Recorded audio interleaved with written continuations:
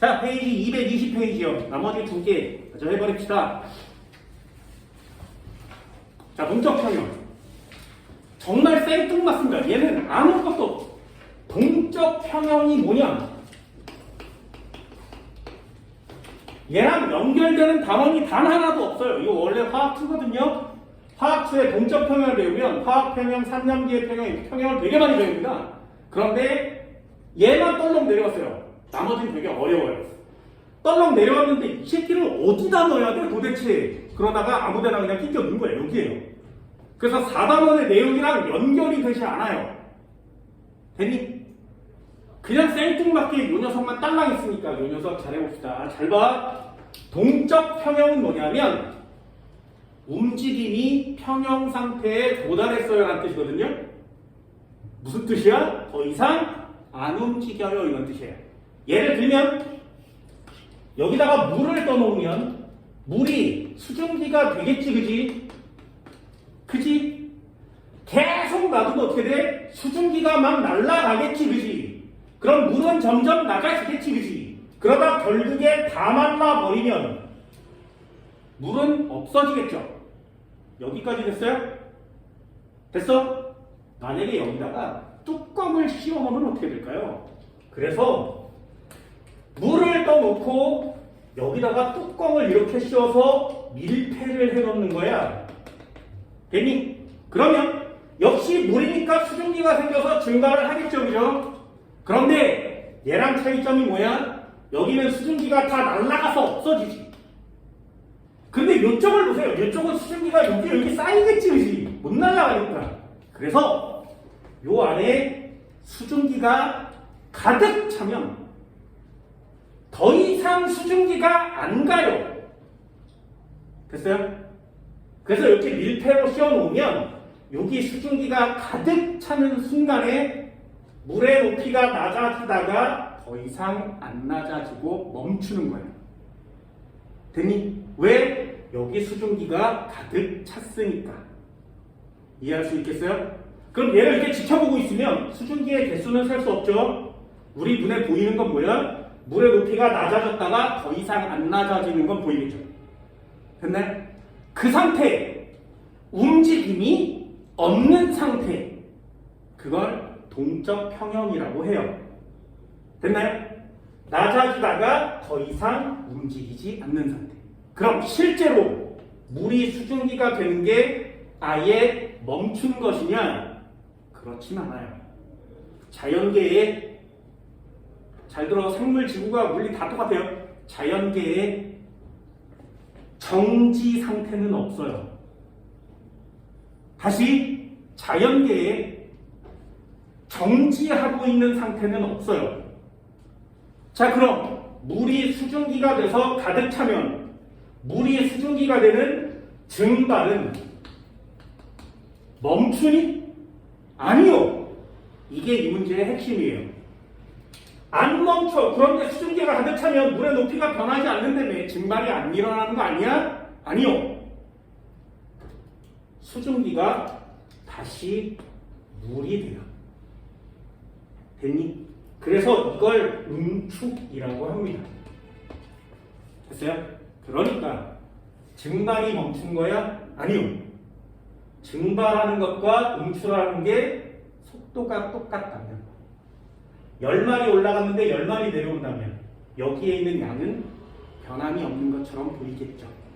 그게 동적 평형의 가장 중요한 단어죠. 동적 평형, 정지한 상태야? 반응이 끝난 상태니? 아니요.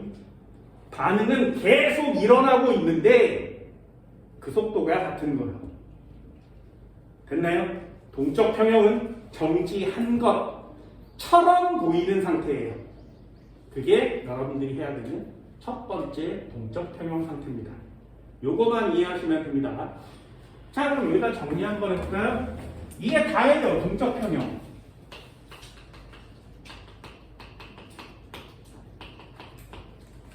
(1번) 도대체 동적 평형이라는 단어가 무슨 말이니? 동적 평형은 조건이 있어야 된다. 조건. 얘처럼 물이 수증기가 되는 걸 증발이라고 한다면 수증기가 물이 되는 걸 응축이라고 한다 그랬죠? 그럼 이쪽 방향으로 가는 반응과 이쪽 방향으로 가는 반응이 동시에 있어야 되지. 이걸 뭐라고 하냐면 얘를 정반응이라고 하면 얘 역반응이 되는 거예요. 이걸 뭐라고 하냐? 가역 반응이어야 됩니다. 반드시 가역 반응일 때에만 동적 평형이 진행돼요.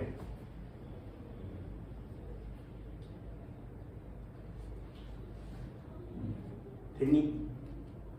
가역 반응이 무슨 뜻이라고? 정 반응도 있고요. 역 반응도 존재하는 걸 가역 반응이라고 합니다.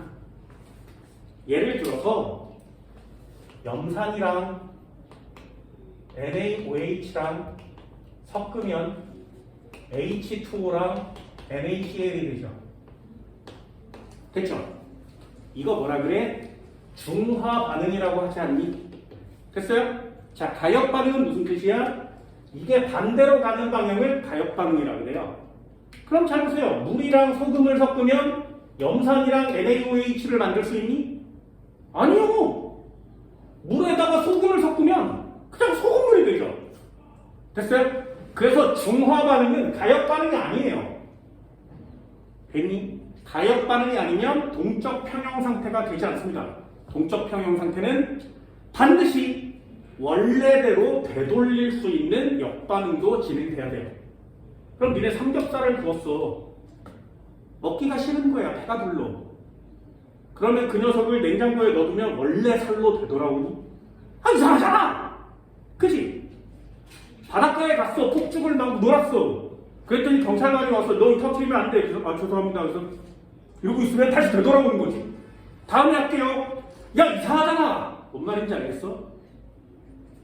반응은 갈 수 있는 거 끝! 올 수 있는 거 있는 애가 있고 없는 애가 있다. 그래서 비가역 반응과 가역 반응으로 나누는 거거든요.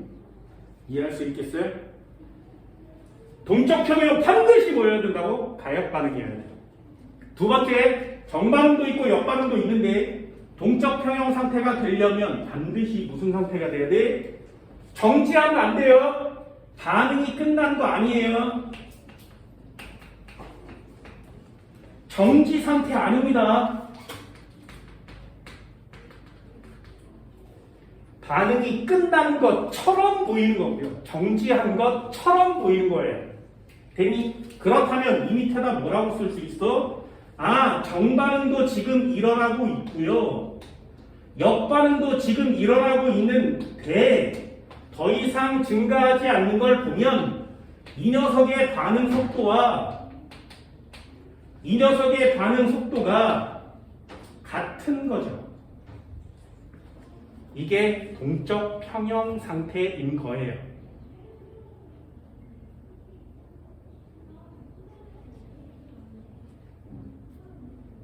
됐지? 내용은 되게 간단해요. EX. 요것만 잊어버리지 않으면 돼요. 잘 봐. 아까 했던 거.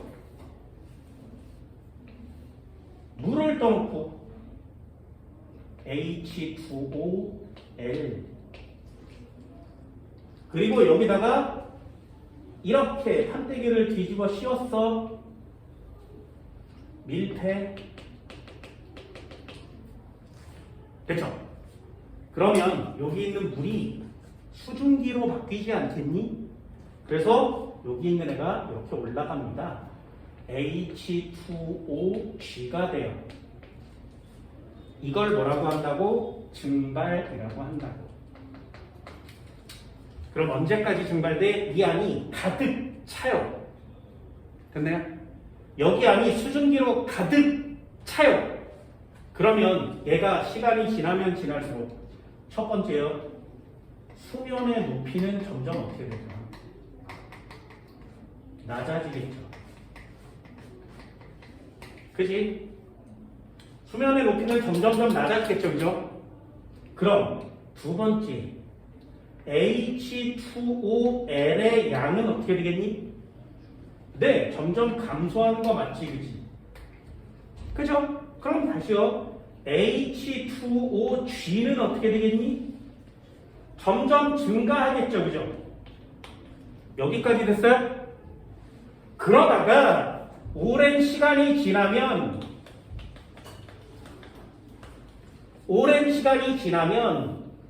이렇게 생긴 곳에 뒤집어 씌워놨겠지, 그지?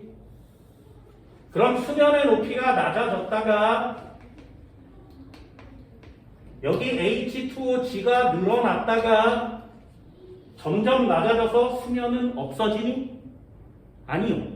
시간이 오래 지나면 첫 번째 수면의 높이는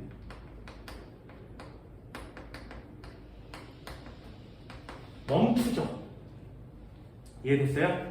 낮아진 상태로 멈춰요. 그치? 더 이상 낮아지지 않고 멈춥니다. 이유가 뭐라고? 여기서 이렇게 증발이 됐는데 여기서 다시 되돌아가는 역반응이 진행된다는 거죠.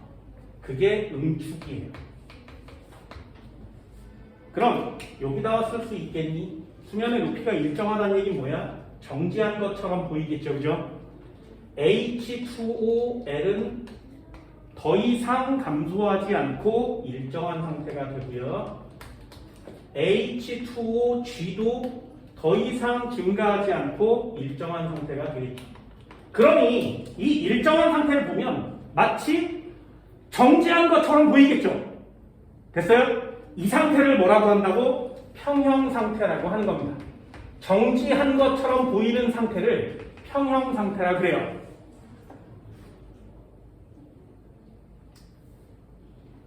여기까지 됐나요? 그럼 평형 상태가 된 이유는 뭐야? 증발이 더 이상 일어나지 않으니까. 맞아? 안 돼요. 됐니? 안 돼. 뭐라고 쓴 거라고?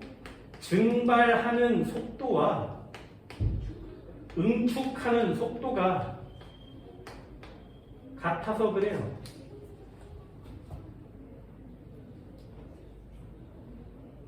이해됐어요? 평형은 속도가 같은 상태. 그래서 이거 그래프를 한번 그려보면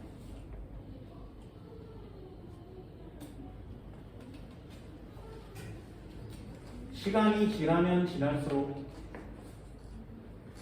반응 속도는 어떻게 되니?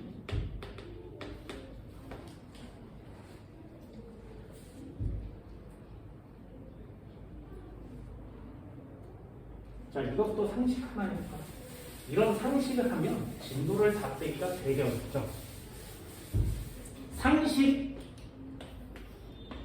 넓은 곳에 100mm, 뾰족한 곳에 100mm. 자, 누가 증발이 잘 되게? 누가 증발이 잘 되게? 똑같이 100mm예요. 됐나요? 자, 증발. 여기에 증발의 의미를 알고 있는 사람이 앉아 있을래나? 증발이 뭔지 아니? 증발이 뭔지 알아요? 우리 증발이라는 단어를 다 쓰죠. evaporation, 증발 다 써. 뭐 영어로도 써. 막 증발 무슨 뜻이냐고. 증발이 뭐야? 물이 수증기가 되는 거죠. 그지? 증발이라고 해요. 그럼 물이 수증기가 됐어. 증발점. 들어봤어? 증발점이라는 단어 들어봤니? 아니요. 증발점이라는 단어는 존재하지 않아요. 그럼 물이 수증기가 되는 걸 뭐라 그래? 끓음이라고 하지. 끓는 점은 들어봤니? 끓는 점은 있는데 왜 증발점은 없어? 됐어? 그게 화학이죠. 정의를 이해하는 것. 끓음은 뭐냐면 물체의 특성이에요. 물의 끓는 점은 얼마야? 100도씨요. 됐니? 왜 끓는 점은 100도씨인데 증발점이라는 단어는 안 써? 100도씨가 돼야만 증발한다고? 니네 빨래를 여기다 넣어놓으면 안 말라? 100도씨가 돼야만 말라? 아니죠. 증발하니까 마르는 거 아니야? 그게 유일한 차이예요. 100도씨의 끓는 점에서 물이 수증기가 되는 걸 끓음이라고 해요. 끓는 점에 도달하기 전에도 기화가 되겠지. 그걸 증발이라고 하는 겁니다. 그래서 차이점이 뭐냐면 과학적인 차이 끓는 점은 이 안에 모든 분자가 다 기체가 되는 걸 끓음이라고 해요. 그래서 끓기 시작할 때 니네 냄비에다 물을 끓이면 밑에서 거품이 막 올라오지 미친 듯이. 됐니? 이 내부에서도 기체가 되면 이걸 끓음이라고 해요. 그럼 증발은 요 표면에서만 물 분자가 떨어져 나가는 걸 증발이라고 해요. 표면에 있는 물 분자가 떨어져 나가는 걸 증발이라고 해요. 그럼 증발에 영향을 미치는 건 딱 하나요. 이 표면에 있는 물 분자가 몇 개냐에 따라서 증발 속도가 정해지는 거죠. 물 분자가 이 표면에 있는 애가 몇 개냐에 따라서 정해지는 거예요. 얘는 한 10개가 나오면 얘는 100개, 200개 나오겠지, 그치? 이게 증발 속도 빠른 거예요. 그 증발 속도는 표면의 면적이랑 영향을 받는 거예요. 됐지? 그럼 잘 보세요. 증발 속도 누가 빠르니? 니네 느낌상. 와, 증발 졸라 잘 돼. 그런데 가다가 멈췄지. 증발이 안 될 것 같지. 이해됐어? 뭐 틀려오는지 알겠어? 책에 나와 있는 거 말고 상식 이런 걸 많이 해야 맞출 수 있다고. 잘 보세요. 여기에 표면에 하나, 둘, 셋, 넷, 다섯, 6개가 있었대. 그럼 여기서 6마리가 나가는 걸 증발이라고 한다 그랬지, 그지? 그럼 얘 보세요. 얘는 표면에 물 분자의 개수가 달라지니? 아니요. 이해됐어요? 그래서 동적 평형이 진행되어도 표면의 면적에 변함이 없지. 그러니까 증발하는 물 분자의 개수는 같은 거예요. 이해됐어요? 뭔 말인지 알겠어? 그래서 시간이 지나고 지나서 평형 상태가 되어도 증발하면 그 밑에 6마리가 증발하면 그 밑에 6마리가 동시에 나가겠지, 그지? 증발 속도는 변함이 없는 겁니다. 이해할 수 있겠니? 그러니까 여기 점을 찍어서 이렇게 일직선으로 쭉 이렇게 이어지는 속도를 이걸 증발 속도라고 하는 거예요. 증발 속도는 왜 변함이 없을까요? 표면적이 변함이 없으니까요. 됐죠? 이거 이해할 수 있겠니? 그럼 나중에 응축하는 속도가 증발 속도랑 같아져야 되죠. 같아져야 돼요. 응축 속도가. 처음에 어디서 시작해서 여기서 시작해서.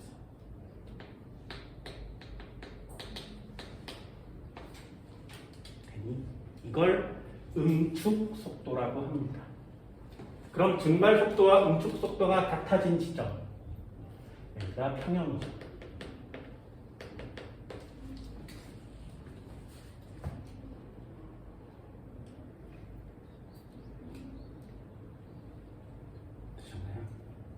문제 풀 수 있겠어요? 시험 문제 다 정해져 있어요. 자, 다음 나중에 H2N은 누가 맞니? 내 많죠. H2G는 누가 맞니? 내 많죠. 됐어요? 그럼 그 다음에 또 비커를 하나 놔두면 H2N은 감소하니? 아니요. 평형 상태가 되면 끝난 것처럼 보인다 그랬지. H2G는 많아지니? 아니요. 똑같아지겠죠. 이해됐니? 그래서 여기다가 이렇게 T1 여기다가 T2 여기다가 T3를 이렇게 주면 됐죠? 증발 속도는 누가 빠른 거야? 같은 거야. 어떤 비커를 주던 증발 속도는 같은 거야. 됐나요? 그 상황이 나오면 그래프를 그리세요. 응축 속도는 누가 빠른 거야? 커지다가 더 이상 안 커지는 거야. 그래서 응축 속도는 T1이 제일 작은 거고요. T2와 T3는 같은 거죠. 됐니? 또 물어볼까요? H2L로 물어보면 어떻게 돼? H2L이 많았지? 수면의 높이가 낮아지겠지? 더 이상 낮아지지 않겠지? 이해됐니? H2G 수증기로 물어보면 수증기가 적었지? 많아졌지? 같아졌지? 됐니? 이 그래프 해석할 수 있겠어요? 자, 그래프에 일정한 거 뭐라고? 증발 속도. 어디에 영향을 미치니까? 표면적. 이것만 이해하시면 내 시험에 제일 많이 나오거든요. 하나만 더 해볼게요. 이건 되게 간단하니까. EX. 이걸 뭐라고 하냐면, 자, 이렇게 물을 설치하고, 일단 설탕을 넣어요. 니네들도 이거는 할 수 있겠죠? 설탕을 넣으면, 저으면 녹지. 설탕을 넣고 저으면 녹지. 저으면 녹고 저으면 녹아요.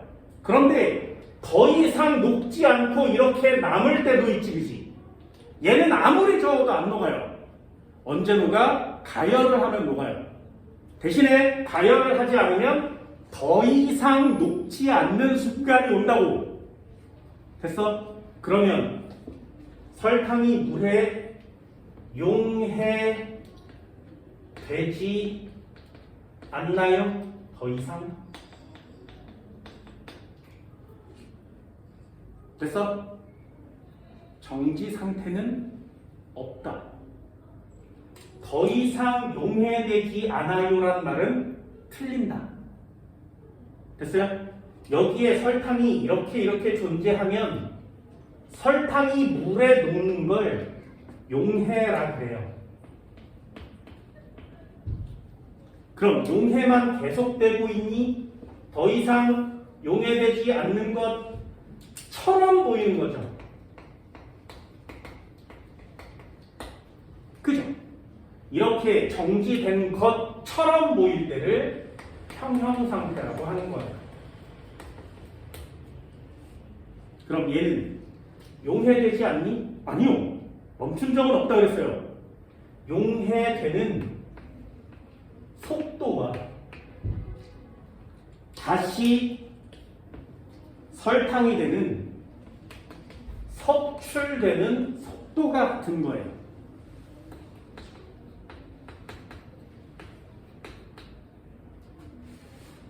되셨나요? 안 녹는 것처럼 보이는 거지.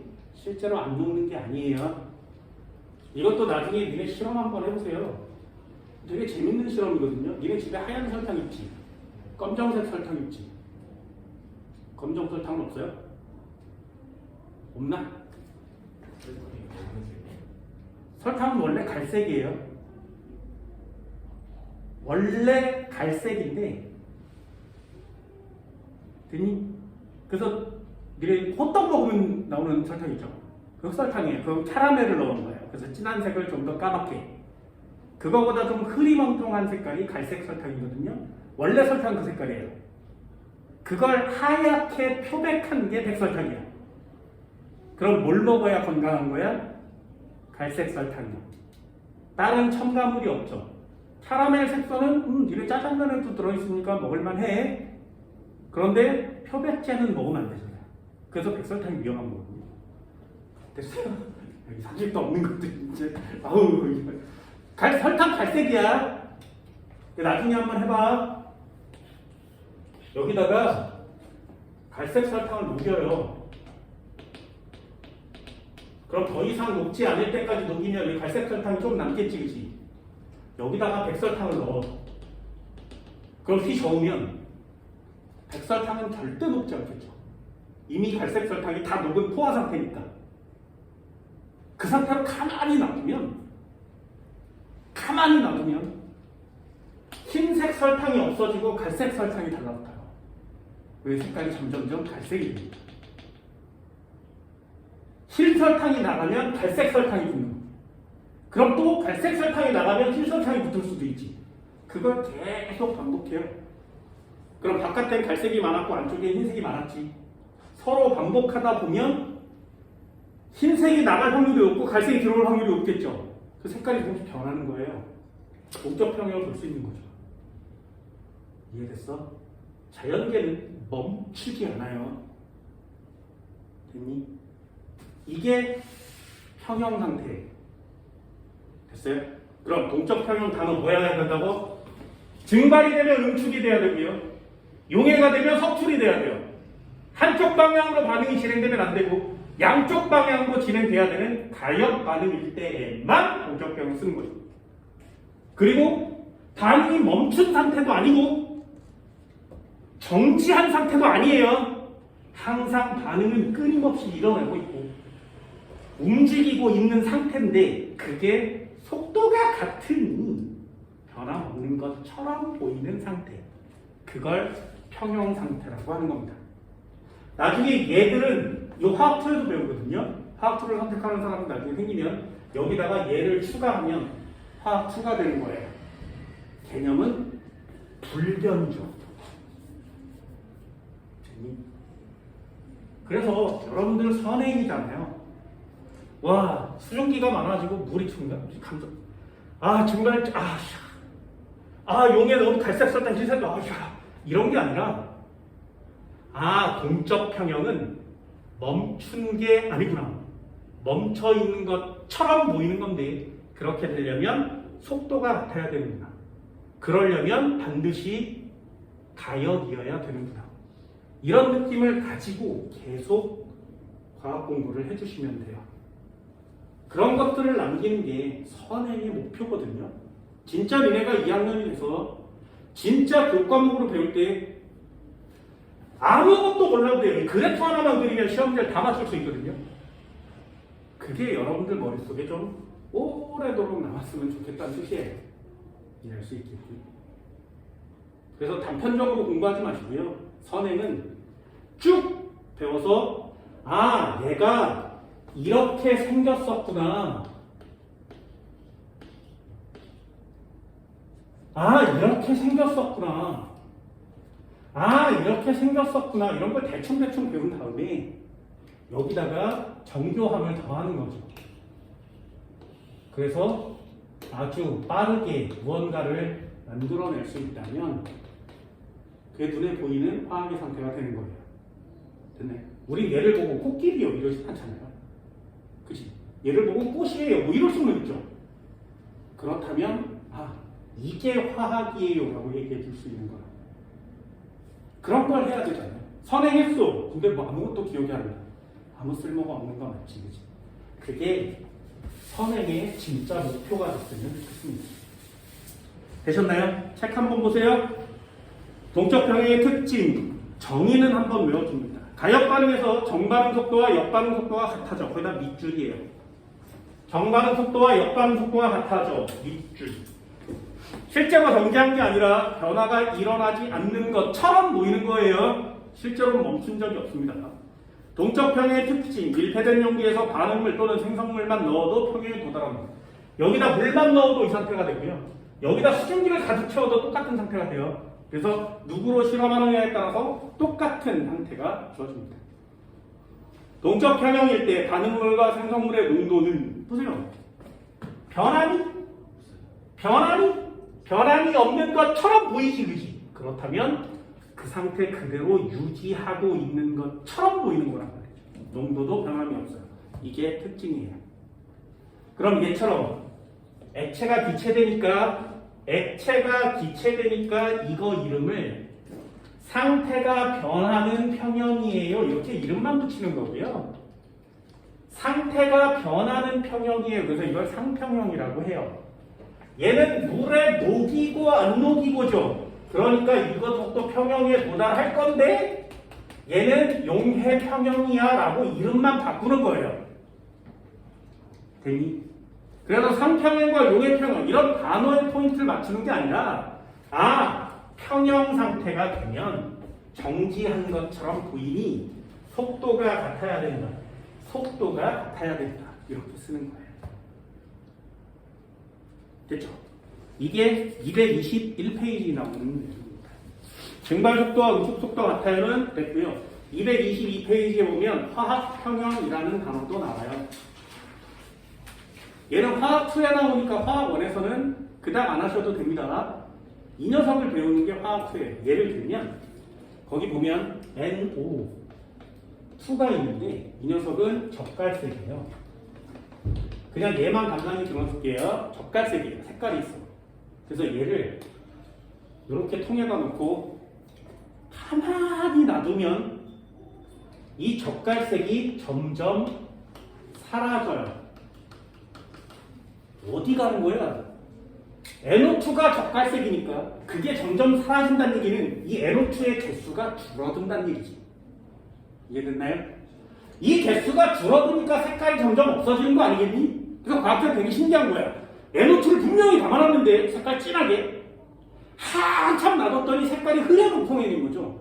야, NO2 어디 갔어? 이렇게 된 거예요. 나중에 다른 애를 데리고 온 거예요. 걔 이름이 4산소 이질소예요. 이름도 되게 어렵죠. 4사가 이질소. 질소 2마리에 산소 4마리짜리 무색 투명한 애를 데리고 온 거야. 얘를 가만히 놔뒀더니 젓갈색이 된 거예요.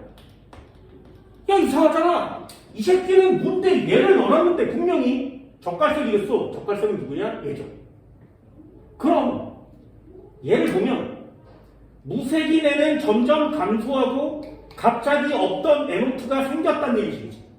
젓갈색이 됐으니까. 얘도 한번 볼까요? 그럼 얘는 젓갈색이었는데 점점 줄어들고 그럼 얘 N2O4로 바뀐 거 아니야? 이렇게 된 거예요. 그래서 화학식을 써본 거야. NO2에다가 양적으로 일어나겠네 N2O4 됐죠?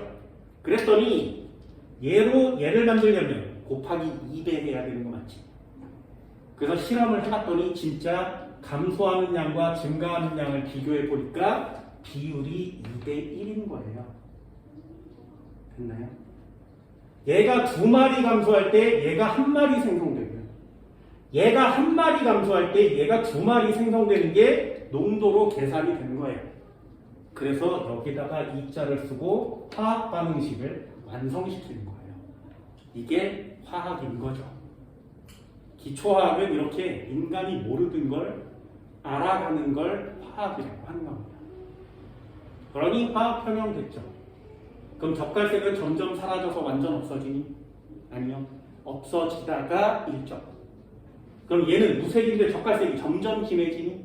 아니요. 진해지다가 일정. 그럼 그 일정이 됐을 때가 화학혁명인 거예요. 됐나요? 별로 어렵지 않죠? 동적혁명 어렵지 않습니다. 자, 뒤쪽 한번 넘겨볼까요? 마지막 하나요. 이 마지막은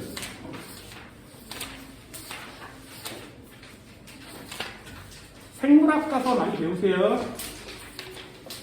화학에서는 별로 중요하지 않습니다.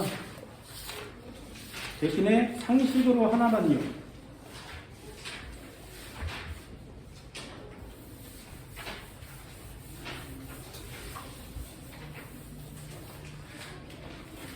페이지 281페이지요. 멀리 왔습니다.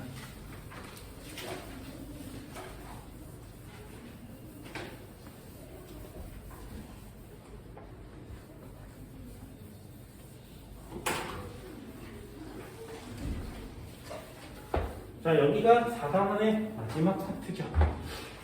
여긴 뭐냐면 화학 반응이 진행되면 열이 들어가거나 나온다 이런 뜻이에요.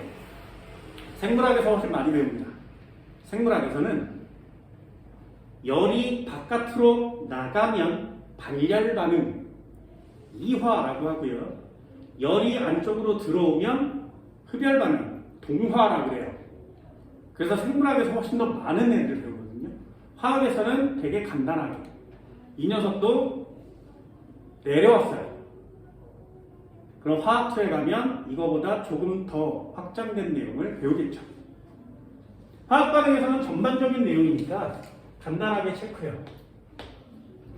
화학 반응할 때는 반드시 화학 반응이 진행되면 반드시 열의 출입이 생깁니다. 화학 반응 딱 두 가지예요. 딱 두 가지. 이걸 연구하는 과학자들도 되게 많습니다. 나중에 여러분들도 화학할 때 열에 대한 출입을 연구하시면 되는데 너무 어려워요. 진짜 너무 어려워요. 니네들도 했잖아요. 물, 액체 맞죠? 공기, 기체 맞죠? 그지? 이런 거 다 고체 맞죠? 불이요. 고체의 액체의 기체예요. 이거 생각해 본 적 없지? 그지? 불, 고체야? 고체의 정의 일정한 형태를 가져야 한다. 그리고 그 형태가 변하면 안 된다. 불은 변하죠. 액체의 정의 담는 그릇에 따라 모양이 변한다. 근데 불은 그렇지 않지. 기체의 정의 분자가 자유롭게 끊임없는 직선 운동을 해야 한다. 불 그렇지 않죠. 불은 뭐야 그러면? 화학에서 정의하는 상태가 전 우주의 세계거든요. 여기에 물리의 정의 하나가 추가돼요. 플라즈마. 전 우주에는 이 네 가지 상태밖에 없어 라고 얘기해요. 그럼 불은 어디에 속할 거야? 그건 모르는 거야 인간이. 됐나요?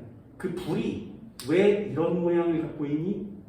그게 에너지의 형태라고 얘기하는 거예요. 안 신기하지 이런 게. 그죠? 왜 촛불을 틀면 이렇게 생겼어? 안 신기해 우리는 그게. 왜 가스불을 틀면 이렇게 생겼? 안 신기해. 촛불은 왜 노랗고 가스불은 왜 파란? 별로 안 신기해. 그 신기한 과학자가 많아요. 그래서 불을 이렇게 피워놓고 그 주변에 빙글빙글 돌아가는 물체를 만들어놨어. 유튜브 찾아보세요. 계속 불을 돌리면 불이 이렇게 회오리를 치다가 갑자기 하늘로 떠올라. 그리고 여기에 있는 동그라미를 따라서 띠처럼 파란색으로 변하는. 이런 신기한 게 많은데 니네 유튜브 이상한 것만 보지 그지? 여러분 봐야 돼. 과학의 신기한 것들 정말 많습니다.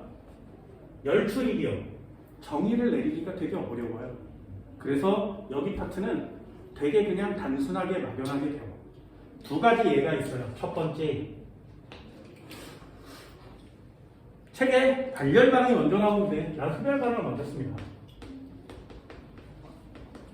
화학 반응은 딱 두 가지. 흡열 반응과 발열 반응.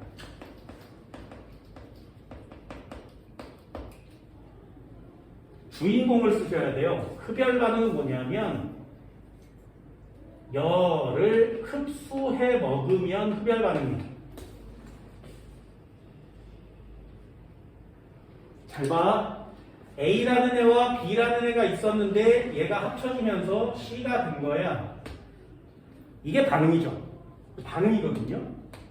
그때 바깥에 있는 열을 이렇게 흡수해 먹으면 이걸 흡열 반응이라고 해요. 되지? 그렇다면 잘 보세요. 이 열은 어디 있어? 반응은 여기서 진행되는 거 맞지? 열은 바깥쪽에 있죠. 이 바깥쪽에 있는 애들이 열이 반응으로 다 들어가 버리지. 그럼 주변의 열은 줄어들죠. 이해됐어요? 이 열이 요 안으로 다 들어가 버립니다. 그래서 이 주변의 열 에너지는 감소합니다. 그걸 화학적으로 뭐라고 표시하냐면 흡열 반응이 진행되면 주위의 온도는 낮아져요. 이렇게 쓰는 거야. 이게 흡열 반응이에요. 반응이 진행되면 주변의 열을 얘가 뺏어 먹으니까 주변의 온도는 낮아지는 거 맞죠? 이해할 수 있겠니? 한 번만 더요. 발열 반응은 뭐야 그러면? 열을 바깥으로 방출해냅니다. 그러니까 A하고 B가 합쳐졌는데 이 녀석이 이렇게 와서 C가 됐대. 예를 들어서 이 반응이 진행이 됐대. 예를 들어서 그러면 발열 반응은 반대쪽으로 화살표를 쳐야 되는 거 맞죠? 열이 바깥으로 빠져나오는 걸 발열 반응이라고 하겠지. 그렇다면 이 주변에 열이 차곡차곡 쌓이겠죠. 그죠? 그럼 여기다가 온도계를 꽂고 온도를 재면 온도가 따뜻해지는 거 맞죠? 됐어요? 그러니 어디가 주인공인지 보세요. 반응은 안쪽에서 진행되고요. 에너지나 열은 바깥쪽을 재는 거예요. 주위의 온도가 높아지는 거죠. 되셨나요? 자, 그러면 그래프로 한번 그려봅시다. 흡열 반응 그래프. 시간이 진행되면 진행될수록 에너지는 어떻게 되니? 원래 A와 B가 여기 있었는데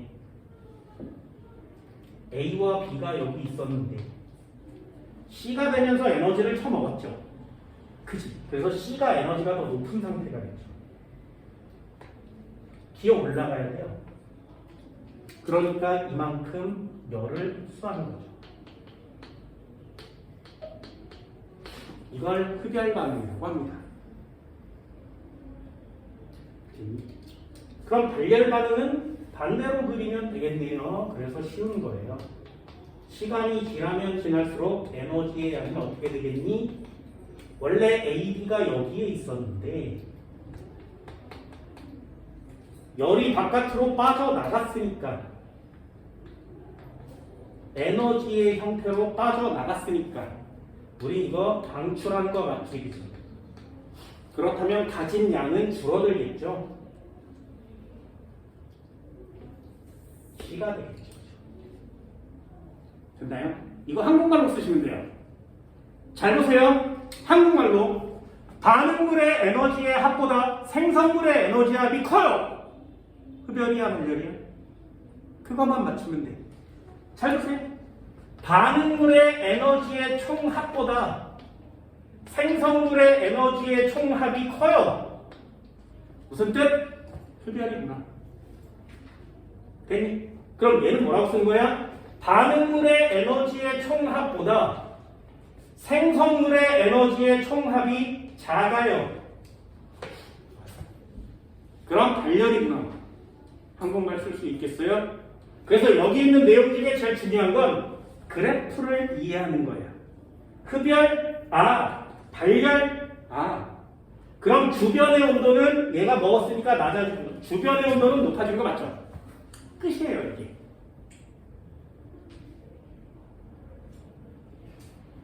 화학2에 가면 좀 더 많은 내용을 배우시고요. 화학1에서는 그렇게 많은 내용이 없어요. 됐나요? 자, 그럼 흡열 반응 우리 일상생활에서 어디다 쓰니? 됐어요? 흡열 반응 도대체 어땠어? 지금 덥지. 여기 공기가 물리원에서 너 물리원 하냐? 내부 에너지가 되게 많아. 여기 공기가 뜨겁죠? 그럼 내가 시원해지려면 어떻게 하면 돼? 여기 주변의 온도가 낮아지면 되죠. 그럼 주변에 여기 있는 열을 누군가가 처먹어주면 시원해지지 않겠니? 됐어요? 그럼 여기다가 놔두는 얘 뭐라 그래? 얘. 이름은 두 개. 하나는 냉각팩, 하나는 핫팩. 여기다 뭘 놔둬야 나 시원하니? 핫팩 놔두면 나 시원해? 이상하죠? 냉각팩을 놔두면 나 시원하죠? 됐어요? 여기다 냉각팩을 놔두면 나 시원하잖아. 니네 컬리, 마켓 컬리 이런 거 안 해?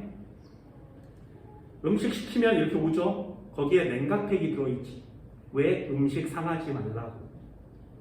그럼 이 음식이 먹어야 되는 열을 냉각팩이 다 먹어주는 거지. 그러니 얘는 신선하게 보존이 되는 거죠. 그럼 냉각팩은 주변의 열을 다 뺏어 먹는 애여야 되지 않아? 그럼 냉각팩 속의 반응은 뭐여야 돼? 흡열 반응이에요. 됐어요? 그래서 그 한 단어만. 흡열 반응이요. 냉각팩이요.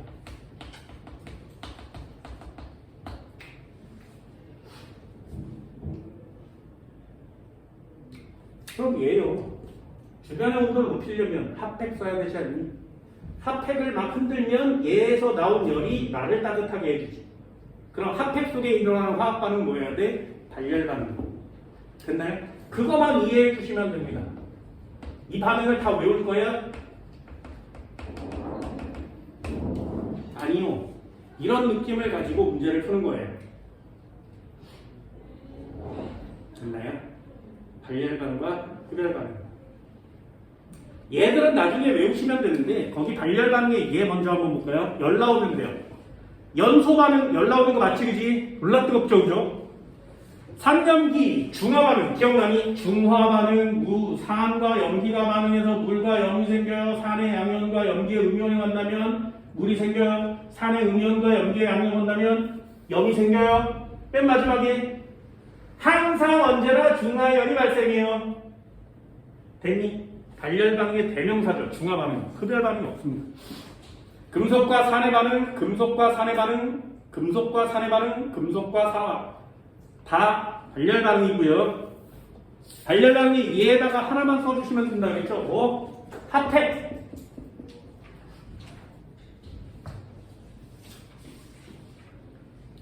282페이지에 오면 흡열 반응의 예가 있습니다. 흡열 반응의 질산암모늄의 용해 반응, 산화운의 열분의 수산화발음의 탈. 우리가 아는 거랑 별로 상관이 없지, 그지? 연소 반응, 중화 반응, 화학에서 배우는 것들이죠. 그래서 발열 반응을 좀 더 많이 배우면 흡열 반응의 예들은 생각보다 많지 않습니다. 되게 어렵잖아요. 질산암모늄 왜 미출하는 걸까요? 앞으로 문제에 질산암모늄이 나오면 무조건 흡열 반응 써오시면 돼요. 질산암모늄, 흡열 반응. 됐니? 아래쪽에 열량이나 열량계 이런 것들은 나중에 물리에서 배우시고요. 283페이지 저 위에 보면 공식 하나 있어요. Q는 CN 델타 T. 화학에서 이거 잘 쓰지 않습니다. 그냥 알아두시면 돼요. 열량이거든요. 여기서 출입한 열을 양으로 계산할 때 쓰는 공식이에요. Q는 CMT. 아무렇게나 외우면 됩니다. 열량은 뭐 시암탑 뭐 이렇게 외우기도 하고요. 시멘트 뭐 이렇게 아무렇게나 외우세요. 근데 아무렇게나 외우는 거야. 대신에 한국말로. 얘 비열이라 그래요. 스몰 c 비열. M은 질량 몇 그램, T는 온도의 변화량. 몇 도씨에서 몇 도씨로 올라갔니? 이렇게 쓰는 거예요.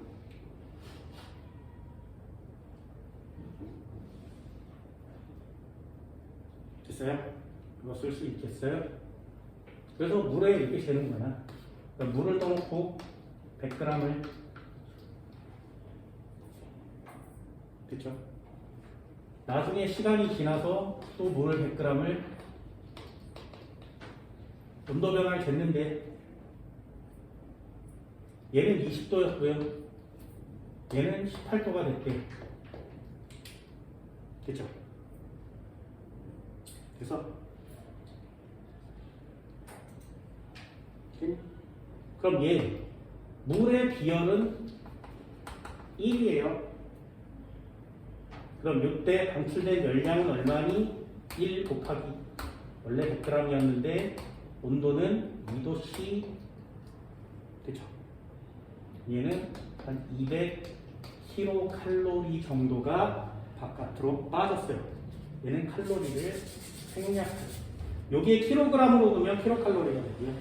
여기 그램으로 두면 칼로리가 됩니다. 이만큼이 온도가 줄어들었죠. 온도가 낮아졌죠. 온도가 낮아지면 흡열이야, 발열이야? 흡열이죠. 흡열됐어요. 이렇게 쓰는 거예요. 그럼 이 흡열된 에너지 어디다 쓴 거야? 물이 기체가 되면서 열을 흡수하는 거죠. 되니? 얼만큼 흡수하는 거야? 온도 변화량만큼 흡수하는 거예요. 이게 열량인데요. 화학에서는 이거 공식 잘 쓰지 않아요. 물리 공식이기 때문에 화학에서는 그닥 많이 쓰진 않습니다. 대신에 온도 변화량이 크면 열 많이 나오는 거 맞죠? 온도 변화량이 크면 열 많이 흡수하는 거 맞죠? 이 두 단어만 신경 쓰시면 됩니다. 온도가 높아지면 발열, 온도가 낮아지면 흡열. 요거만 잘 구별해 주시면 돼요. 나중에 화학초에 가면 다시 배울 때가 있을 겁니다. 물리원에서는 안 배웠거든요. 가르쳐 주긴 하는데 시험용으로는 나오지 않고요. 물리원에서 배우는 건 Q는 델타 U, W 이거죠. 연력학에서 배우는 녀석입니다. 나중에 과학이 과목별로 통합이 되면 그래서 막 이것도 선행하고 이것도 선행하고 막 이러잖아요. 그러면 과목별로 한꺼번에 합쳐질 때가 있어요. 보호의 원자모형 같은 건 물리에서도 배웁니다. 연력학에 대한 내용도 물리에서 배웁니다. 그러니 물리와 화학을 좀 많이 해주면 두 개의 과목을 통합할 수가 있게 되는 거죠. 됐나요? 여기까지가 여러분들이 배우는 4단원의 뼈다귀예요. 여기다가 문제 푸는 스킬을 살로 쳐 부르다. 내신형 문제와 모의고사 문제를 나눌 수 있는 스킬들, 그리고 어려운 문제를 해결할 때 필요한 교재에 없는 스킬들을 계속 덧붙여서 하나의 덩어리를 만드는 거죠. 그렇게 완성이 돼야 아까처럼 화학이구나 라는 걸 알 수 있게 되는 거예요. 뼈대만 쫙 배워놓고 나 화학이야 이럴 수는 없단 말이죠. 그게 여러분들이 갖춰야 되는 선행의 마음이었으면 좋겠어요. 여태까지 선행도 많이 해봤을 거 아니에요. 그죠? 초등학교 때, 중학교 때 선행하고 항상 배우고 난 다음에 진짜로 그 학년이 됐을 때 하나도 기억이 안 나. 이렇게 지내왔다면 그건 선행의 의미가 없죠. 니네들이 지금 배우고 난 다음에 실제로 그 학년이 됐을 때도 저건 이렇게 하는 거였어. 이건 이거였어. 라는 개념이 조금이라도 남아있다면 그게 선행의 진정한 의미가 되는 거죠. 이해할 수 있겠어요? 그래서 선행의 진짜는 문제를 해결하는 스킬이 필요한 거예요. 됐나요? 그래서 여기까지 끝내고 선행 끝! 그리고 니네 털어버리면 난 토요일날 일찍까지. 얼마나 기분 좋아. 깔쌈하지. 그럼 니네만 퇴강하면 나는 토요일을 되게 편하게 보낼 수 있어요. 시험 끝나고 다시 모이라고 하는 이유는 내가 찜찜해서 그래. 되셨나요? 니네들도 만약에 찜찜하다면 시험 끝나고 앉아 계시면 되고요. 난 별로 안 찜찜한데 나 선행했잖아 이러면 오늘도 빠이빠이를 하셔도 괜찮습니다. 선택은 니네들이 하시고요. 나중에 다시 만날 수 있는 기회가 언젠가는 있겠죠. 그죠? 여기까지 1단원과 4단원 정리 마무리할게요. 내신 보다가 궁금한 거 있으면 나한테 전화해. 난 전화를 잘 안 받아. 그러니까 전화해. 문자 하세요. 내 수업이 끝나면 최선 다해서 풀어줄 테니까 문자도 하고 궁금한 거 있으면 메모팀 남겨놓고 내 설명도 해줄 테니까. 알겠니? 그렇게 해서 과학 좀 하는 사람이 니네들 곁에 항상 있었으면 좋겠습니다. 됐나요? 그래서 여기까지 할게요. 시험 끝나고 봅시다. 수고했어요.